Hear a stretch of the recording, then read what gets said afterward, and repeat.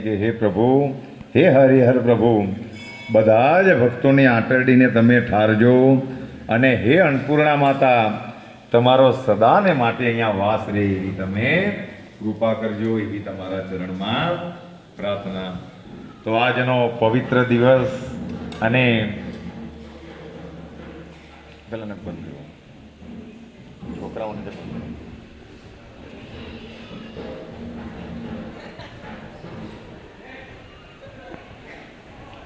તો આજનો પવિત્ર દિવસ પંચલાઈ તીર્થ સાંઈધામ અને આટલી સરસ રીતે ભક્તો જ્યારે ભગવાનના ચરણમાં આવતા હોય તો એમ કહેવાય કે જેમ એ શીરાની અંદર જો ખાંડ નહીં નાખવામાં આવે, બીજા બધા પદાર્થ નાખે, પણ જો ખાંડ ખાલી નહીં હોય તો એ શીરો કહેવાને લાયક રહેતો નથી. કારણ કે એની અંદર ખાંડ હોય તો જ એ મીઠો લાગે અને સ્વાદ તમારા મનને આનંદ આપે. નહીં તો એમાંથી ખાંડને દૂર કરી દેવામાં આવે તો પછી તો એને બીજા પદાર્થમાં એ ગણાય. એવી રીતે માણસના જીવનની અંદર ભક્તિ ગમે એટલી હોય, જીવનમાં ગમે એટલું માણસ મેળવે, પણ જો જીવનમાં પ્રેમ નહીં હોય, આ જીવનની અંદર પ્રેમ નહીં હોય તો એ ચાહે કરોડપતિ પણ કેમ નહીં હોય, પણ તે જીવનનો પણ અર્થ રહેતો નથી. એટલે આ સંસારની અંદર આપણને ભગવાને મોકલાવ્યા છે. ભગવાન પ્રેમ સ્વરૂપા છે. આ યાત્રા આવતી છે એનું નામ જ પ્રેમ વાહિની છે.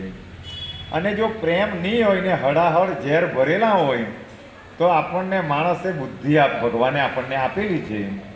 જેનેમાં પ્રેમ નહીં મળે તેની સાથે માણસોને બોલવાનું મન પણ થતું નથી. તો આજે આપણે જે અહીંયા બધા ભેગા થયા છે તો કંઈક ને કંઈક આપણે વચ્ચે કંઈક ને કંઈક એવો દિલનો નાતો છે, પ્રેમ છે. એટલા માટે આવવાનું ને મળવાનું મન થાય. ને તો પ્રેમ નહીં હોય તો માણસોની તો દૂરની વાત, પણ આજે અહીંયા શ્વાન બધા તમને શાંતિથી સૂતેલા દેખાય. શ્વાન એટલે કદાચ વડીલોને ખબર નહીં પડી રહી કે અહીંયા કૂતરા છે, એનો એક અર્થ શ્વાન, પણ એને જો ડાયરેક્ટ કૂતરા એમ કહેવામાં આવે તો એ પણ એ શબ્દ વાજબી નથી. એટલે જ્યારે માણસો અધ્યાત્મમાં જાય એ ભક્તિની અંદર માણસો જ્યારે ઊંડા ઉતરે તો કૂતરા શબ્દ એવા શબ્દો ગાલા માણસોને વિચાર આવી જાય. કારણ કે ભક્તિ એ ઉચ્ચ પ્રકારની વસ્તુ છે. તો માણસો તો નહીં આવે તમારી પાસે, પણ શ્વાન પણ નહીં આવે. પણ આપણા સાંઈધામ પર ભગવાનની અને આપણા સદગુરુ જે કહેવાય એ બાબાની અગાધ કૃપા છે કે પ્રેમને લીધે માણસો તો અહીંયા નિર્ભય બનીને આવે જ, પણ શ્વાન લોકો પણ અહીંયા નિર્ભય બનીને સૂઈ રહે. કારણ કે આ પ્રભુનો દરબાર છે. અહીંયા કૂતરાઓને પણ આજ સુધી કોઈએ નહીં માર્યા. અહીંયા માણસોને તો હેડ નહીં કર્યું, પણ અહીંયા કૂતરાઓને પણ કાઢી નહીં મૂક્યા.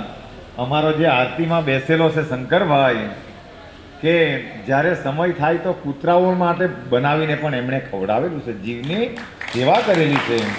એટલે આવા પવિત્ર દિવસે ભગવાન એને ઉચ્ચ સ્થાન આપે. જીવનની અંદર પ્રેમની પરિભાષાઓ એવી છે કે ને તો માણસ 68 તીરથ કરી આવે, 4 ધામ કરી આવે, પણ મનના ઝેર નહીં છોડે તો તેમનો પણ એ યાત્રાનો કોઈ અર્થ રહેતો નથી. કારણ કે બધાને એવું લાગવું જોઈએ કે આ મારો છે, આ અંદરનો પ્રશ્ન છે. એટલે પ્રેમની અંદર એટલી તાકાત છે કે તમે આખી દુનિયાને જીતી શકે. હમણાં ગણપતિના ઉત્સવો ચાલી રહેલા છે. શું સૂચવે તે દિવસે અમારા છોકરાઓને સુદામા મંડળમાં સરસ આયોજન કરેલું હતું.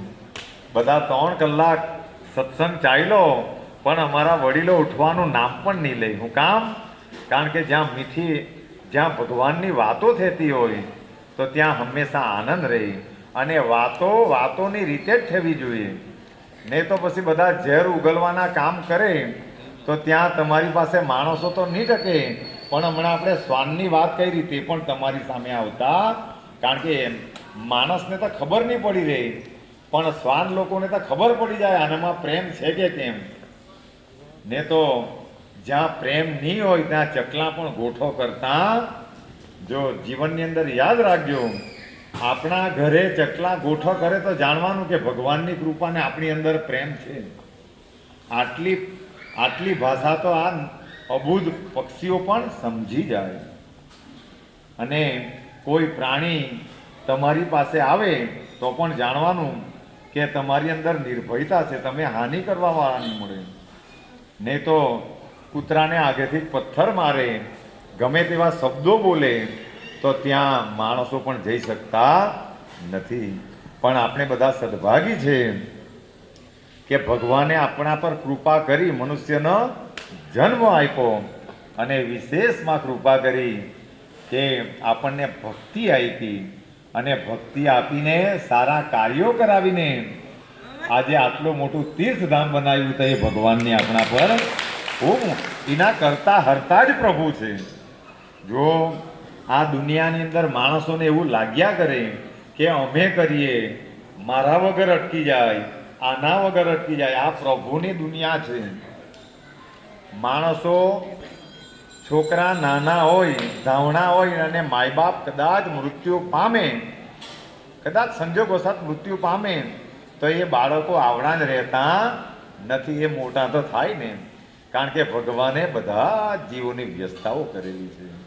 એટલે કોઈના મગજમાં એવું આવે કે મારા વગર આ અટકી જાય, આજે ઉઠીને આ પણ મૃત્યુ પામ્યો તો પણ આ સાંઈધામનું કાર્ય હવે અટકી શકતું.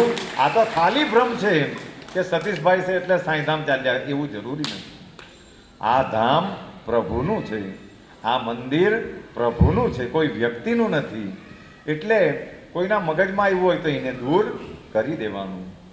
અને માણસો વચ્ચે કદાચ અણબનાવ હોય, પણ પ્રભુ સાથે કોઈએ વેર બાંધવાની જરૂર નથી. અને જે પ્રભુ સાથે વેર બાંધવા ગયા તો તેનો પ્રભુએ ધીમે ધીમે સમૂળતા દરિદ્રતા આવે.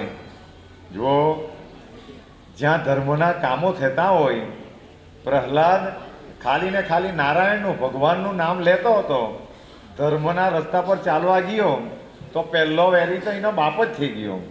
બધા ધ્યાનથી સાંભળજો, જ્યારે કંઈક અમૃતની ધારા વહેતી હોય તો બધાએ શબ્દો એટલા માટે ધ્યાનપૂર્વક લેવાના કે આ વસ્તુમાં માણસને કંઈક ખ્યાલ આવે, એટલે કોઈ વાત નહીં કરે હમણાં, બરાબર?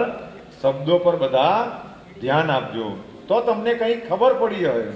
નહીં તો ધ્યાનો ભટકતા રહે તો જેમ ઊંધા ઘડા પર પાણી રાખે, ઊંધા ઘડા પર મોટર ચાલુ કરી મૂકે તો પણ એ ઘડો પાણીથી ભરાતો નથી. શું કામ? કારણ કે ઘડો ઊંધો. એટલે જ્યારે સત્સંગો ચાલતા હોય, કંઈક સારી વાતો ચાલતી હોય, ત્યારે ધ્યાન કેન્દ્રિત રાખવાનું. નહીં તો વાતો કર્યા કરે તો માણસોને બધાને ડિસ્ટર્બ કરતા હોય. એટલે હર હંમેશા આ વસ્તુનું ધ્યાન રાખવું. તો પ્રહલાદ ધર્મના કામ કરવા ગયા તો પહેલો દુશ્મન તો એનો બાપ થઈ ગયો. બધા ધ્યાનથી સાંભળજો. અને એ પ્રહલાદને એને ડુંગર પરથી તો ઉડાડી નાખ્યો.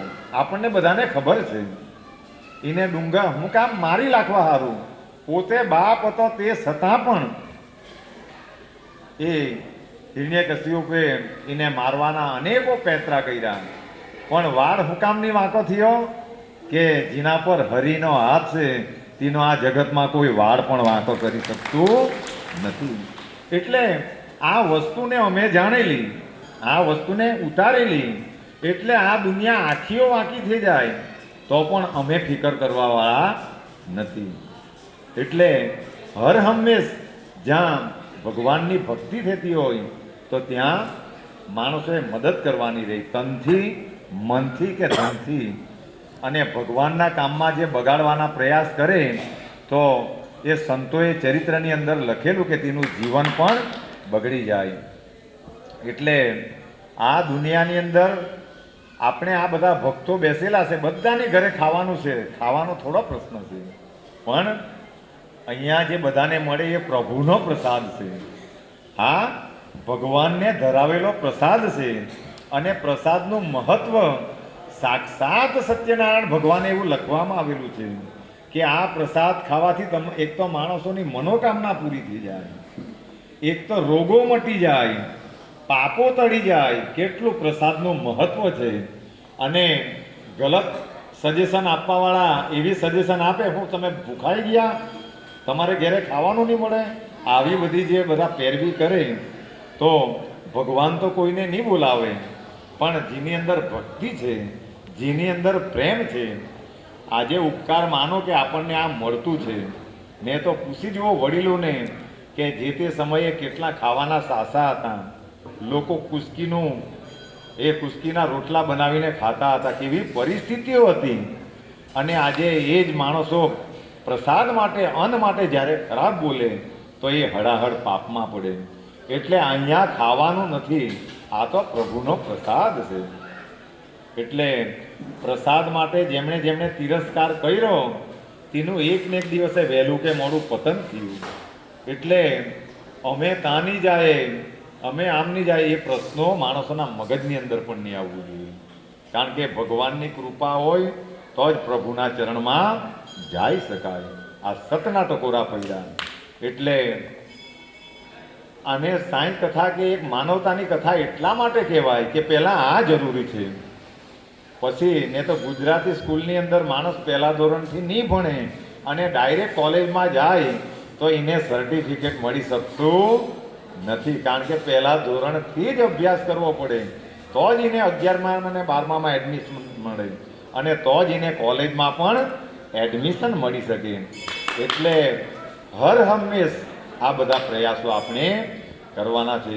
વિશેષમાં આપણું બધાનું સદભાગ્ય છે કે ગઈકાલે સંત મહાત્માઓ આપણે હંમેશા દિગંબરની ધૂન ગાઈએ તો દિગંબરે કૃપા કરી અને એ દિગંબરો ગઈકાલે આવી ગયા અને આશીર્વાદ એ આપી ગયા. એ સત્યવતા એટલા માટે કહેવાય કે અમારા હરીશભાઈને ને દીપિકાને તો તમે સરકારી ટીચરો છે એમ પણ કહી દીધું. જે દર્શન કરાવ્યા તેના ઇતિહાસ તેમણે કહ્યા. એ આવ્યા તો પહેલી વાર, અને અમે જ્યારે દર્શન કરવા માટે આવ્યા ત્યારે અમારો દીકરો સ્વધામ ગયેલો, તેના માટે પણ એમણે કહી દીધું કે એક ગયેલો છે પણ તમે સારું કરેલું એટલે બીજો પણ આવેલો છે. એવા એ વ્યક્તિ હશે. અને જે આશીર્વાદ આપી ગયા, કાલે ગુરુવાર હતો, જોગાનું જોગ, અને આશીર્વાદ એ આપી ગયા કે જેમ ભીષ્મ પિતાએ એ દ્રૌપદીને અખંડ સૌભાગ્યવતીનો આશીર્વાદ આપેલું, કૌરવોએ ગમે એવી પેરવી કરી પણ એનો ચાંદલો ભૂસાયો નહીં, એમ એ લોકો આશીર્વાદ આપણા ધામને એ આપી ગયા કે અહીંયા અખંડ સદાવ્રત ચાલુ છે. અહીંયા અખંડ સદાવ્રત ચાલુ, એ આશીર્વાદ આપી ગયા. એટલે અહીંયા ગમે તે કોઈ પેરવી કરે પણ એક સંતના, એક સદગુરુના આશીર્વાદ મળી જાય તો એટલે આ સતના ટકોરાવું પડે. જ્યારે કંઈક ને કંઈક આપણે વાત કરતા હોય અને બેલ પડે તો ભગવાન એના મુખથી બોલી શકતા નથી, પણ બેલ દ્વારા બોલાવે કે આ સત્ય વાત છે. આ બધી અનમોલ વસ્તુ છે જો સમજાઈ જાય તો. અને જીવનનું જેને મોટામાં મોટું લક્ષ્ય કહેવાય કે સદાવ્રત, આના કરતાં કોઈ પણ મોટી વસ્તુ, કારણ કે આપણે જીવનની અંદર ગમે એટલું કમાવું, ગમે એટલું સોનું ચાંદી ભરવું, ગમે એટલા સાધનો લેવું, પણ એ ખાઈ શકાતા, તમારા ગજવાની અંદર હજારોની બંડલ હોય પણ તમે જંગલમાંથી પાસ થતા હોય, એની અંદર 2-3 દિવસ નીકળી જાય તો એ બંડલો ખાઈ શકાતા, કારણ કે એ તમને તૃપ્તિ આપી શકતા, અન્ન જ માણસોને તૃપ્તિ આપે. એટલે સંતોએ અને શાસ્ત્રોએ અન્નને બ્રહ્મ કહ્યો છે. અન્ન એ ભગવાન છે, કારણ કે અન્ન દ્વારા જ આનું પોષણ થાય. તો એ મોટામાં મોટું અન્નદાન અને સદાવ્રત આપણા પંચલાય સાંઈધામની અંદર 1 પણ રૂપિયાની સ્લીપ વગર, ટ્રસ્ટ વગર આવ્યા. રોજ ગુરુવારે આનાથી પણ વધારે આટલા માણસો રહે સવારને સાંજ, અને એ પણ જો વગર સ્લીપે ને વગર રસે ચાલતું હોય તો વિચારો સદગુરુની આપણા બધા ભક્તો પર કૃપા કેટલી મોટી છે. ની માંગવા જવું પડે કે ની કંઈ. ભગવાન ભક્તિની અંદર એટલી શક્તિ છુપાયેલી છે, ભગવાનના નામમાં એટલી પ્રચંડ શક્તિ છે કે જ્યાં એના પાઠો થાય ત્યાં આવી બધી વસ્તુઓ ઉદ્ભવતી હોય. અને ભક્તો આપણે અહીંયા એક પદ્ધતિ પહેલેથી બહુ સારી ચાલી ગયેલી કે જે આપે તે કોઈ પણ દિવસ જાહેર કરતા નથી. કેટલા સરસ વિચારો, ને તો જાહેર કરવા જાય તો એ પૂરું થઈ જાય. તો આ બહુ સારી વસ્તુઓ છે. બીજું વિશેષમાં આપણે પહેલાં બધાએ મહાપ્રસાદ લઈ લેવાનો છે, અને એટલે પછી ખાલી આપણે બાબાને સ્વાગત કરીને અહીંયા દર્શન જ કરવાના રહે. કારણ કે વરસાદ એ એરિયામાં વધારે છે એટલે રથ હજુ આવતો છે, પણ આપણે મહાપ્રસાદ લઈને શાંતિથી બધા તૈયારીમાં રહીએ. અને વરસાદ પણ ઉઘડી ગયો. જો ભક્તોને શું તકલીફ છે, વિશ્વાસ એટલા માટે રાખવાનો, ટેન્શન કોઈ વસ્તુનું એટલા માટે નહીં રાખવાનું કે જે આખા જગતને પાલન કરી શકતો હોય